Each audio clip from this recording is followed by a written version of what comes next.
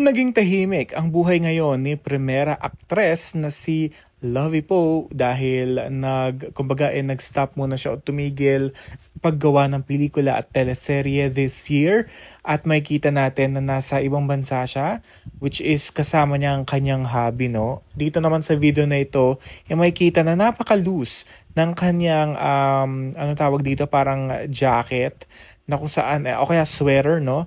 Ibig sabihin lamang yan, kumbaga may laman na talaga ang tiyan ni Lovie Poe dito sa video na ito. Bagamat hindi pa niya sinasabi o official na-announce, makikita mo talaga na may something na talaga na nilook forward itong si Lovie Poe.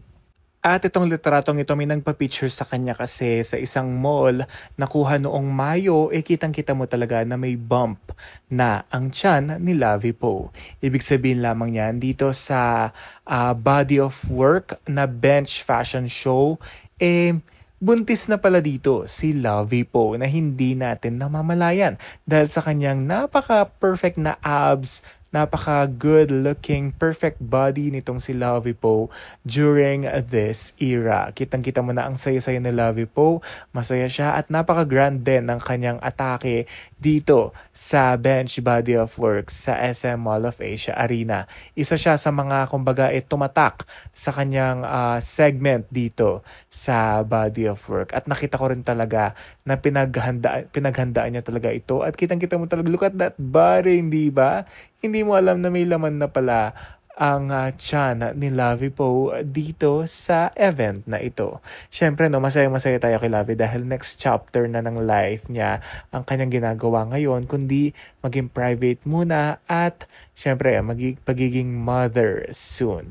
At yan na nga ay nireveal ngayong araw ng bench dahil nga sa isang post at letrato na siyempre nagulat din ng iba. At grabe din ang atake ng mga news dahil syempre no, masayang balita ito para kay Lovie Poe. Ayan no, talagang nagmarka talaga itong si Lovie Poe dito sa event na ito.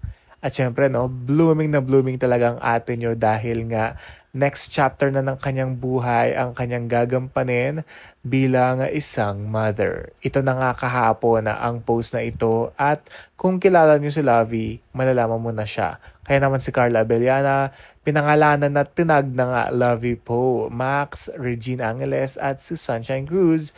Puro happy at love emoji. At ito na nga, Love Your Body by Bench. Alagang bench kasi talaga itong si Lovie Poe. Kaya naman, ito na nga kinongratulate siya ng mga celebrities katulad na lamang ni Ivana Alawi, Chris Bernal, Janine Gutierrez at ni Zainab Harake.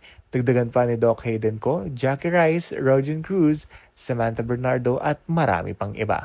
Kaya naman syempre na masayang-masaya tayo kay Lovie Poe because she is going to be a good and great and sexy mother soon.